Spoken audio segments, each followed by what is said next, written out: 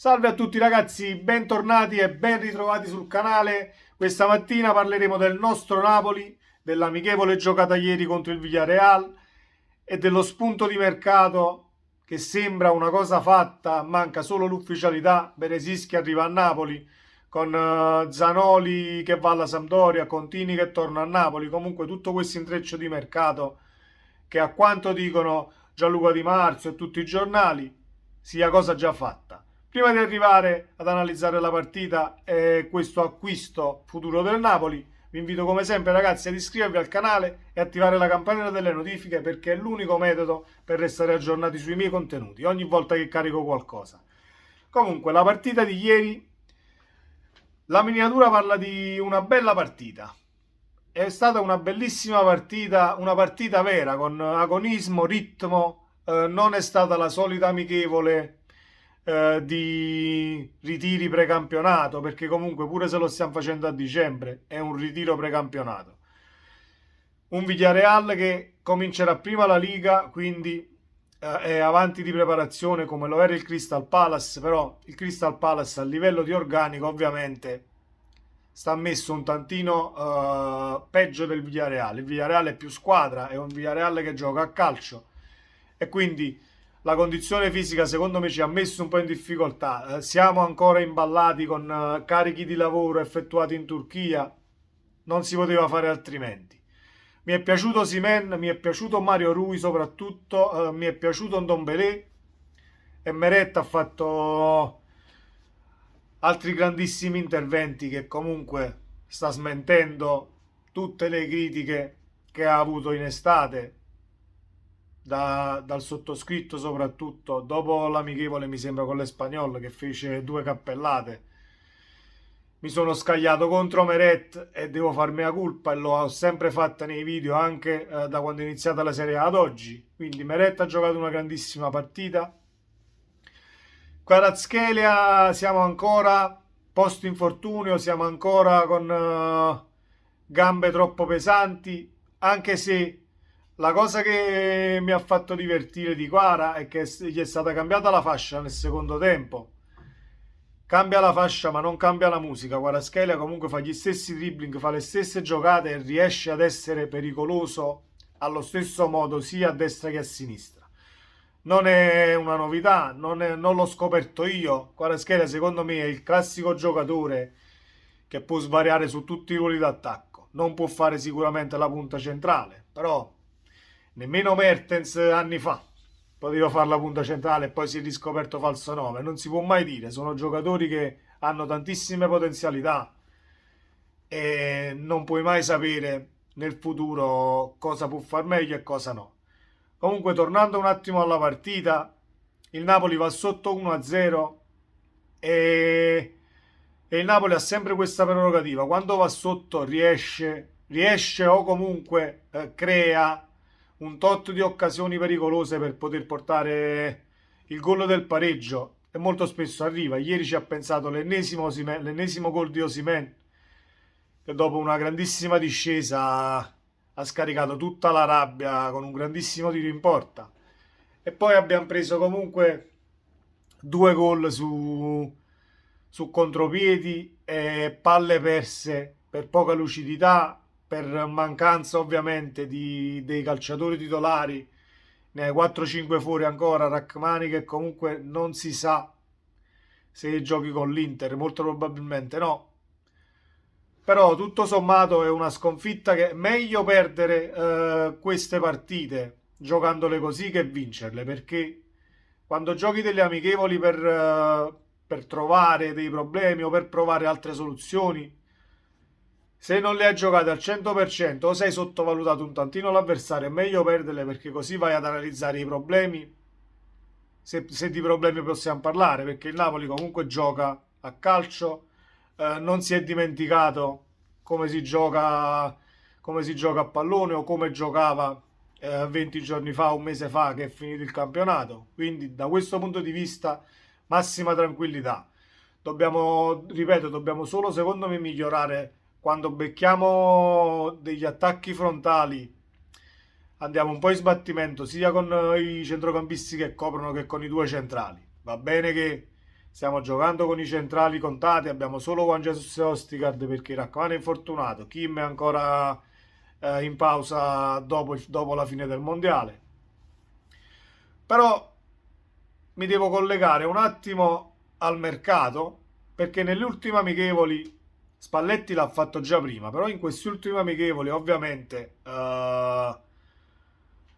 con l'organico contato ha sempre fatto una cosa, prima di sostituire non ha mai sostituito Di Lorenzo con Zanoli, ma ha sempre spostato Di Lorenzo al centro della difesa, togliendo il centrale e facendo entrare Zanoli come terzino.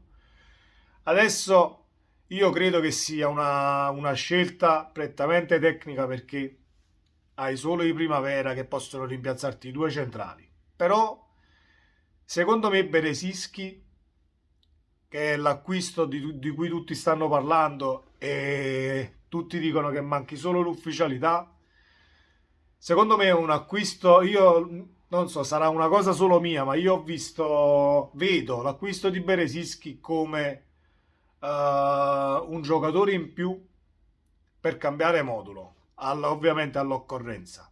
Perché? Perché se si fa lo stesso discorso e sposti Di Lorenzo centrale e ti metti con la difesa a 3 che sia Di Lorenzo, Rachmani, Kimmo, Di Lorenzo, Ostica, Duan Jesus che sia, sposti Di Lorenzo centrale e fai giocare il terzino quinto di centrocampo, lo può fare anche Di Lorenzo, ma non lo può fare Zanoli, il quinto di centrocampo. E poi dobbiamo anche dire che Zanoli ha bisogno di una squadra dove giochi molte più partite, dove metta minuti nelle gambe d'esperienza e molto probabilmente questo è il motivo principale dell'acquisto di Beresischi. Al di là che Beresischi sia, secondo me, un grandissimo laterale, un giocatore di tutta fascia, un europeo e mondiale con la Polonia, più di 150 partite in Serie A. Quindi in Serie A o nella carriera, no, in Serie A mi sembra 150 presenze. Comunque molta più esperienza ovviamente di Zanoli e in ottica lotta scudetto, perché di lotta dobbiamo parlare, è inutile che parliamo, siamo avanti e dobbiamo solo mantenere il vantaggio, perché bastano due sconfitte e ce l'hai tutti quanti dietro. Quindi il Napoli secondo me si sta preparando anche su questo. Beresischi è un acquisto per lo scudetto, anche lui. L'ho spiegato adesso per il semplice fatto che puoi sostituire Di Lorenzo in una difesa a 4 ed hai un terzino con molta più esperienza di Zanoli che deve fare ancora le ossa, però a me piace come giocatore, non boccio Zanoli assolutamente, è un grandissimo calciatore, anche ieri sera quando è entrato comunque ha dato il contributo, è sceso sempre sulla fascia e si è proposto in sovrapposizione sbagliando qualche volta. La cosa che ha è che arriva secondo me troppo stanco e sbaglia molte volte l'assist al centro, però questo fa parte di esperienza, fa parte di mettere minutaggio nelle gambe, fa parte di tanti fattori. Ripeto, Beresischi per me è un grandissimo acquisto, se di acquisto si può parlare perché tutti parlano di trattativa ormai quasi ufficiale. Speriamo che sia così, perché questi sono i colpi che il Napoli deve fare a gennaio. Ovviamente il Napoli non deve strafare o portare giocatori in squadra che poi al limite facciano panchina, però bisogna vedere chi vuole uscire e chi no. Infatti nella trattativa di Beresischi ci sta il ritorno a Napoli di Contini, il portiere che era in prestito alla Sampdoria. Non so, si dice che Contini venga a fare il terzo a Napoli, però ci sono anche altre voci che parlano di un Sirigu che comunque potrebbe accettare qualche offerta a gennaio.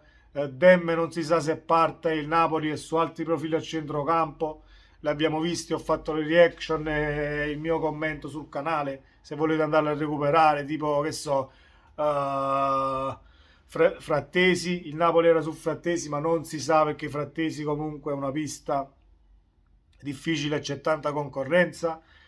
C'è Kadioglu del Fenerbahce come laterale, c'è Ardon Yashari mi sembra si chiami, sì, che è un altro centrocampista di prospettiva. Il Napoli è attivissimo sul mercato e aggiuntoli, più che dargli carta bianca non si può fare, perché ha dimostrato che porta a Napoli sempre calciatori per fare sempre un salto in avanti e mai un passo indietro. Quindi, detto questo, spero che il Napoli ufficializzi Beresischi quanto prima e la partita di ieri è una sconfitta che ci sta perché l'abbiamo meritata sul campo, non abbiamo fatto più del Villarreal per dire ok, abbiamo demeritato, è un risultato che comunque è fasullo, invece il risultato c'è, una bella partita a livello di intensità. Vediamo la prossima amichevole che ci sta prima della fine di questo ritiro precampionato fatto a dicembre e speriamo il 4 gennaio di vedere un grande spettacolo in Inter-Napoli. Se il video vi è piaciuto ragazzi, mettete like al video, iscrivetevi al canale e ci vediamo nel prossimo contenuto. Ciao!